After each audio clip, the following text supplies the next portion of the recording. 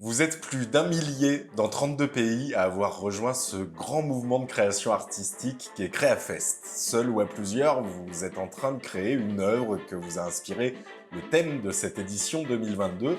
Nous partons à la rencontre de l'une d'entre vous. Allez, connexion.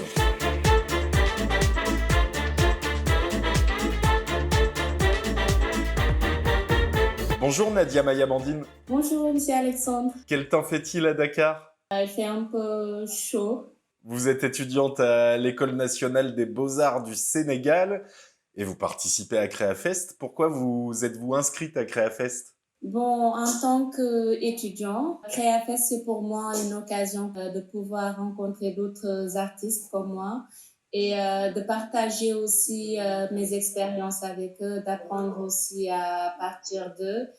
Ce qui me plaît le plus, c'est que ce n'est pas une compétition, mais c'est plutôt un cadre d'échange et j'aime bien ça. Il y a des participants dans 32 pays. Est-ce que vous allez Oui. être attentive à certains pays en particulier? Non, parce que je me dis que chaque pays a quelque chose qui lui est spécifique, donc je peux apprendre de chaque pays. Pourquoi vous êtes orientée vers des études artistiques? Bon, en fait, là, c'est une passion depuis toute petite. Après mon bac, j'ai fait des études de droit. J'ai eu mon master en droit maritime. Là, je suis assistante de direction dans une clinique. Et je me suis dit que même si on a une fibre artistique en soi, il faut toujours apprendre pour mieux se perfectionner. Comment vous l'avez exprimé quand vous étiez enfant, cette fibre artistique? Bon, je passais tout mon temps à dessiner, à reproduire des images. Et j'aimais lire également et surtout la nature. J'adore la nature. Et maintenant que vous êtes étudiante aux Beaux-Arts, est-ce que vous avez découvert d'autres domaines d'expression? Bon, j'ai appris en fait comment dessiner avec le crayon, faire les ombrages. C'est un étudiant comme moi, il est décédé actuellement, paix à son âme.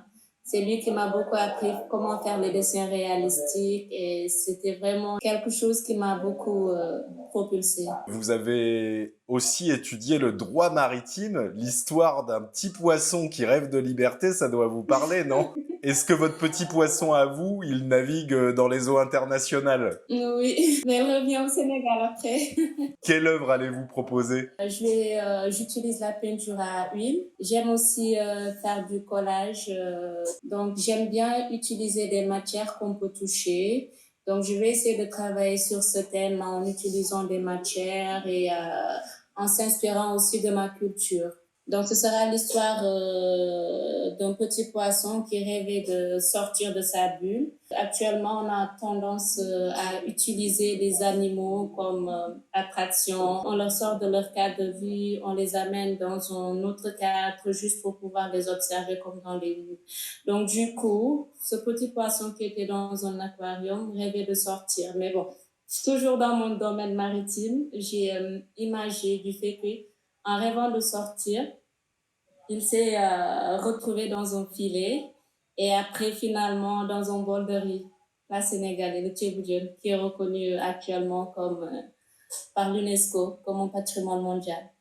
Alors parlez-nous de ce plat, à quoi il ressemble? Le tchéboudienne, en fait, c'est du riz avec du poisson évidemment, des légumes tout autour et c'est très bon. C'était important de parler aussi de votre culture? Oui, quand même. Notre identité, c'est notre culture, je me dis. Maintenant, après, on peut s'ouvrir et s'adapter.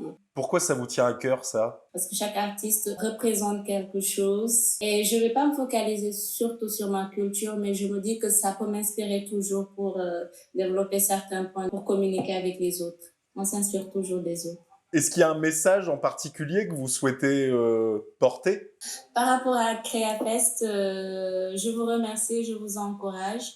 Et quand j'ai vu que Créafest, non seulement c'était accessible, mais ça permettait à tout le monde de pouvoir participer. Donc, je me suis dit que c'est vraiment quelque chose de magnifique. Et je pense que ça va durer des années. Et ça va rassembler, ça sera quelque chose de beaucoup plus. Et par rapport au message que je donne, et suivant le thème, on ne peut pas parler de l'homme sans parler de la nature. Donc, si on peut protéger la nature, et je vais aller dans ce sens aussi parce que j'ai soutenu spécialement en droit maritime le régime international en cas de pollution par les hydrocarbures.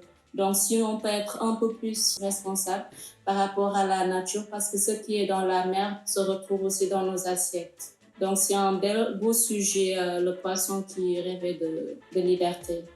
C'est le message que vous avez voulu porter à travers l'œuvre que vous allez proposer. Voilà, oui. Merci beaucoup Nadia Maya Amandine. Merci à vous. Et profitez bien du soleil alors s'il fait chaud à Dakar. Oui.